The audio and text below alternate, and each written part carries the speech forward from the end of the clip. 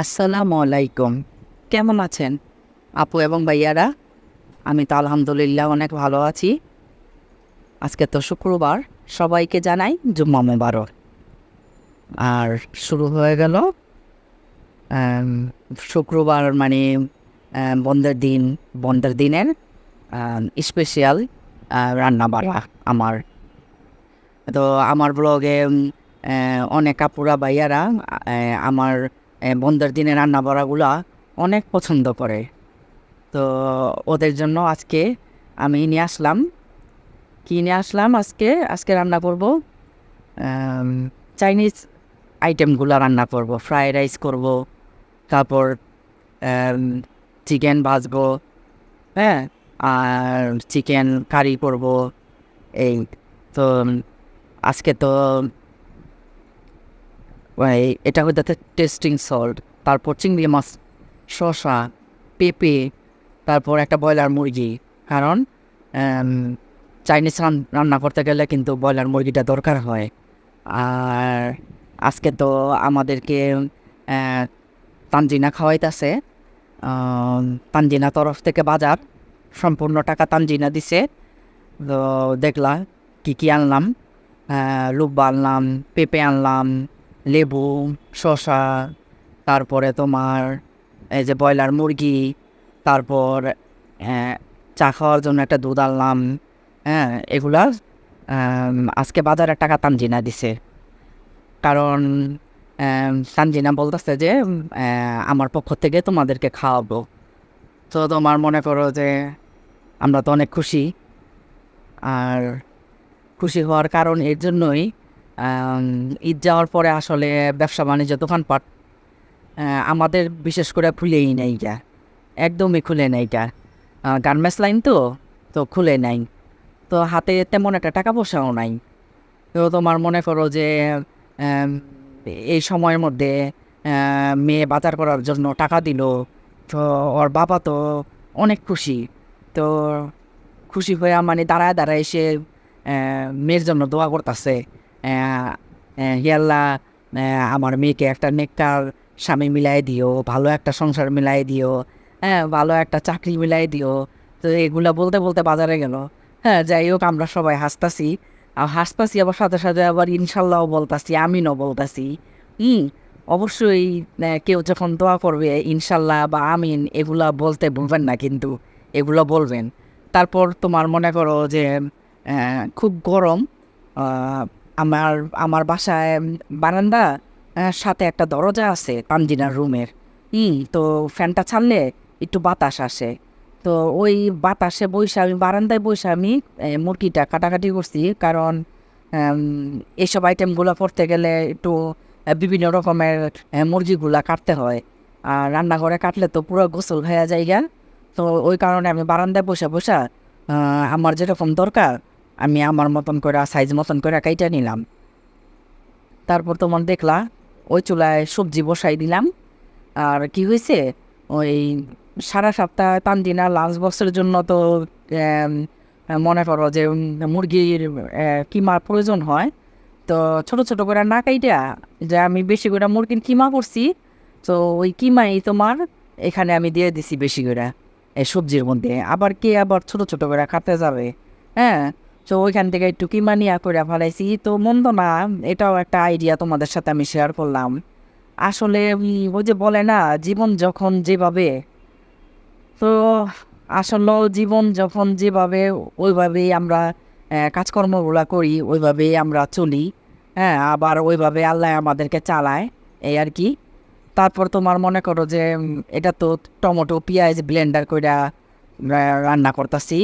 কারণ চাইনিজের চিকেন কারিটা দেখবা টমেটোটা বেশি থাকে, তারপর চিনি বেশি দেওয়া থাকে, মিষ্টি মিষ্টি থাকে, তাই না? তো আমিও ওরকমই চাইতাছি। আহ, চিনি দিছি, তোমাদেরকে হয়তো দেখাইতে পারি নাই। আর এখানে সবশেষে কর্নফ্লাওয়ার দিয়া দিলাম। একদম ওকে, ডান। আর আমি একটু লবণটা খায়া দেখলাম যে লবণটা কেমন হয়েছে। আর এখানে তোমার ফ্রাইড রাইস বসাই দিতাছি। তো এটা তোমার মনে করো যে সম্পূর্ণ আমার একটা স্টাইল। আর এটা আমার জটপট কুকিং যে চ্যানেলে যে ভিডিওগুলো দিই আমি, সেই জটপট কুকিং স্টাইলের আমি আজকে এই ফ্রাইড রাইসটা তোমাদেরকে দেখাইতেছি। কারণ এই গরমের ভিতরে কীভাবে চটজলদি রান্না করে রান্নাঘর থেকে বের হয়ে আসতে পারি, হ্যাঁ, আমি আমার ভিডিওর মাধ্যমে এটাই তোমাদেরকে শিখাইতে চাই। আর যেহেতু আমার ডেইলি ব্লগ, আমি প্রতিদিন আমি চাই তোমাদেরকে কিছু না কিছু একটা শিখাই, ঠিক আছে? আর আমি আমার বিশ্বাস যে একটা ইউটিউবার ডেইলি ব্লগগুলো যে ছাড়ি, এখান থেকে অনেক কিছু মানুষ শিখে, আমিও অনেক কিছু শিখি অন্য জনের ভিডিও দেখা। তো তোমার মনে করো যে এর জন্যে আমার চ্যানেলটা খোলা, যে আমি যেগুলো জানি ওগুলো আমি শেয়ার করব তোমাদের, আমি তোমাদেরকে শিখাবো, ঠিক আছে? আপুরা, গরমের ভিতরে তোমাদের ছোট বাচ্চা আছে বা তোমরা নিজেরা খাইতে চাইলে ফ্রাইড রাইসটা তোমরা মনে করো যে চাল সিদ্ধ কইরা ছাইকা এত ঝামেলায় তোমরা যাইওই না। এভাবে কইরা আমি যেভাবে রান্না করতেছি তোমরা একটু খেয়াল করো। প্রথমে তেলের মধ্যে পেঁয়াজ দিলাম, তারপর ক্যাপসিকাম লুব্বা এটা দিলাম, দিয়া আদা রসুন দিয়া ভালো করে কষায় নিলাম। আদা রসুনের গন্ধটা চলে গেছে, তারপর কাঁচামরিচ দিলাম। আদা রসুনের গন্ধ চলে যাওয়ার পরে তারপর তোমার মনে করো যে গরম মশলা এলাচি এগুলো সব দিচ্ছি, শুধু তেজপাতা দিই নাই গিয়া। তারপর আমার তো ফ্রোজেন ছিল, গাজর ছিল, তো ওইখান থেকে আমি গাজর দিলাম, পরিমাণ মতন লবণ দিলাম, তারপর সস, তারপর টেস্টিং সল্ট দিলাম, তারপর তোমার পরিমাণ মতন লবণ, তো পানি তো দিলামই দেখলা। তো এখানে আবার কালারটা যাতে আরেকটু সুন্দর হয়, আমি একটু ফুড কালার অ্যাড করলাম। ফুড কালার অ্যাড করলে না খুব সুন্দর হয় কালারটা। আর তোমার মনে করো যে আজকাল টমেটো সসের কালার কিন্তু এত লাল হয় না, ঠিক আছে? তো অফ ক্যামেরায় আমি এই মুরগিগুলা বাচ্ছি, তো অনেক গরম হয়ে যায় মোবাইল ভিডিও করতে করতে। ওই কারণে মোবাইলটা ঠান্ডা করার জন্য একটু ভিতরে রেখে আসছি, হ্যাঁ। আর আমার খেয়াল নেই কে, তো আমি ভাইজা ফেলাইছি। তো 2:30 বাজে, খুব দেরি হয়ে গেছে গা। ফ্রাইড রাইস দেখাইলাম, চিকেন কারি, তারপরে সবজি। আর এখানে তোমার এই যে চিকেন ভাজলাম আজকে। চিকেন ভাজছি কীভাবে, তোমার চিকেনের ভিতরে আদা রসুন মরিচের গুঁড়া, তারপরে গরম মশলার গুঁড়া, সয়া সস, টমেটো সস, তারপর টেস্টিং সল্ট, লবণ, গোলমরিচের গুঁড়া, এগুলো দিয়া আমি একটু 5 মিনিট একটু সিদ্ধ করে নিচ্ছি। 5 মিনিট একটু সিদ্ধ করে নিলে কি হয়, তোমার মনে করো যে খুব সুন্দর চটজলদি ভাজা হয়ে যায়। কারণ এখন আজকে শুক্রবার, তো মুরগি কাটতে কাটতে ধুইতে দেরি হয়ে গেছে। বাসায় এমন পানির ডিস্টার্ব, পানি নেই গিয়া, তোলা পানি দিয়া সম্পূর্ণ কাজ করতে হয়। যেগুলা বইরা রাখি ওগুলা দিয়া কাজ করতে হয়। আর তোলা পানি দেওয়া মুরগি ধোয়া কেমন জানি লাগে, আমার কাছে মনে হয় যে পরিষ্কার হয় নাই, হ্যাঁ, এরকম লাগে। তো ওই কারণে তোমার মনে করো যে আমি মুরগিটা সিদ্ধ করে নিছি। সিদ্ধ করে তারপরে হালকা জুল থাকতে নামায় ফেলাইছি। ঠান্ডা হওয়ার পরে দেন ময়দা দিয়া মাখায়া তারপর তেলের মধ্যে ছাইরা আমি বাচ্ছি। আর খাইতে যদি বিশ্বাস করো, চাইনিজের থেকেও মাশাল্লাহ আলহামদুলিল্লাহ অনেক মজা হয়েছে। তারপর তো দেখলাই তানজিনা সবাই 7 আপ ডাইলা দিল, হ্যাঁ। তারপর আমি এই যে বিসমিল্লাহ বইলা খাইতে বসলাম। আর এখানে তোমার মনে করো যে যে পরিমাণে আমার প্লেটে আছে, হ্যাঁ, রেস্টুরেন্টে মনে করো যে এখানে 3 ভাগ দেয়, একদম অল্প দেয়। কারণ আমি রেস্টুরেন্টে যাইতো পিজা খাইতে, তখন দেখি অন্য সবাই যে খায়। আর আজকে মূলত খাওয়ার এই চাইনিজের এই খাবারগুলা খাওয়ার কারণটা হইতেছে, ওই দিন আমরা পিজা খাইতে গেলাম ঈদের 6 দিনের দিন না 7 দিনের দিন জানি। তো পিজা খাইতে যে তানজিনা তাফসির অন্য সবার টেবিলে দেখে সবাই এরকম সেট মেনু খাইতেছে, তো সেট মেনু দেখে ওরাও খাইতে চাইছে।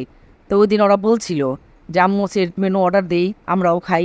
তা আমি না করছি যে না, সেট মেনু খায়ও না, আমি সেট মেনু তোমাদেরকে বাসায় কইরা দিব। এখানে একদম অল্প পোলাও দেয়, অল্প পরিমাণে সব দেয়। বাসায় এই টাকায় তোমার মনে করো যে 2 বেলা খাওয়া যাবে।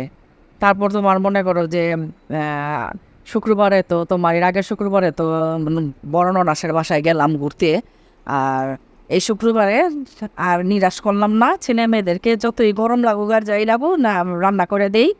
কারণ আসলে রান্না করতে করতে একটা অভ্যাস হয়ে গেছে গা, গরমটাও সয়ে গেছে গা, যেটা সত্যি কথা। হ্যাঁ, যতই গরম পড়ুক মাথায় একটাই যে রান্না করতে হবে, কাজ শেষ করতে হবে, ছেলে মেয়েদেরকে খাওয়াইতে হবে। তো তোমার মনে করো যে আসলে এই কাজটাই আমার সবচাইতে পছন্দের কাজ, রান্না করাটা। জানো না, রান্না করা আমার খুব শখের একটা কাজ। এত শখ রান্না করা, কি বলবো আর। যাই হোক, সব কিছু মিলে মাশাআল্লাহ আলহামদুলিল্লাহ অনেক মজা। আর আল্লাহ তাআলার কাছে শুকরিয়া জানাইছি আমি। আর তানজিনার জন্য তো দোয়াও করছি, যেহেতু আজকে তানজিনার আমাদেরকে খাওয়াইলো বাজার কইরা, এই আর কি। তারপর আমার চ্যানেলে এই ফার্স্ট তোমাদেরকে দেখাইতাছি লেবু চা।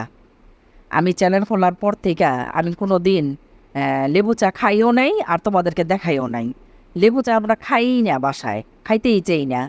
তো আজকে হঠাৎ কেন যেন আমার কাছে মনে হইলো যে একটু লেবু চা খাই।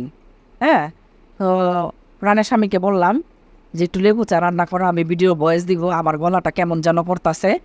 তো প্রাণের স্বামী চিন্তা করলো যে আচ্ছা ঠিক আছে, বউটা আবার ভয়েস দিব, তো আচ্ছা আমি বানাই দিই। তো বলার সাথে সাথে আইসা এই যে লেবু চা বানাই দিল। তারপর আমি তো একটু রেস্ট নিতেছি, অনেক কাজকর্ম করছি। তাফসির আবার ওই মুহূর্তে আবার তাফসির আবার আমার একটু ভিডিও করে আইনা দিল যে নাও তোমার প্রাণের স্বামীর লেবুর চা ভিডিও করে আনলাম। তারপর আমি তো তাফসিরে ধন্যবাদ দিলাম। তারপর প্রাণের স্বামী তো ঘামায়া গেছে গা এই লেবু চা আনতে যায়। আর লেবু চা কিন্তু লেবুটা দিলে খুব সুন্দর হয় কিন্তু কালারটা, ঠিক না? অনেক সুন্দর হয়। এত সুন্দর হয়েছে কালারটা, দেখো মাশাল্লাহ আলহামদুলিল্লাহ। খাইতে কিন্তু হ্যাপি হয়েছি। আর খাওয়ার পরে যে গরম গরম একটা চা খাওয়ার পরে ভিতরটা ঠান্ডা হয়ে গেছে গা, যেটা তোমার ঠান্ডা পানি খাইলেও এরকম লাগে না, কোক খাইলে, আইসক্রিম খাইলে, 7 আপ খাইলে এরকম লাগে না, যে গরম চাটা খাইলে এরকম শান্তি লাগে। হ্যাঁ, তো এই কারণে যতই গরম হোক আমরা বাসার সবাই চা খাওয়া কিন্তু বন্ধ করি না। কারণ গরম চাটা পেটের ভিতরে যেয়েই ঠান্ডা হয়, ঠান্ডা অনুভূতি লাগে। আর ঠান্ডা পানি, ঠান্ডা কোক খাইলে ওগুলা মনে করো জায়গা গরম হইয়া গরমটা আরও বেশি বাইরা জায়গা। যাই হোক, আজকে তো অনেক কথা বইলা ফেলাইলাম আমি। তারপর তোমার রাত্রে চলে আসলাম আমার জটপট কুকিং চ্যানেলের জন্য। পানের স্বামী যে রোজার মধ্যে দুধ আনলে না, তো ওই দুধের বোতল বের করছিলাম। তো ওইখান থেকে কিছু দুধ নিয়ে, 1 কেজির মতন দুধ নিয়ে আমি আগের থেকে জাল করে রাখছিলাম দুপুরবেলা। তো অনেকগুলা কমছে দেখো। তারপর তোমার মনে করো যে এই ফাত্তাসি, তো এটা দেখতে চাইলে জটপট কুকিংয়ে তোমরা যাইও, ডিটেলস আজকে ছাড়বো ইনশাল্লাহ। তো আমি বিদায় নিয়ে নেই, আল্লাহ হাফেজ, ভালো থাকো, সুস্থ থাকো, কেমন?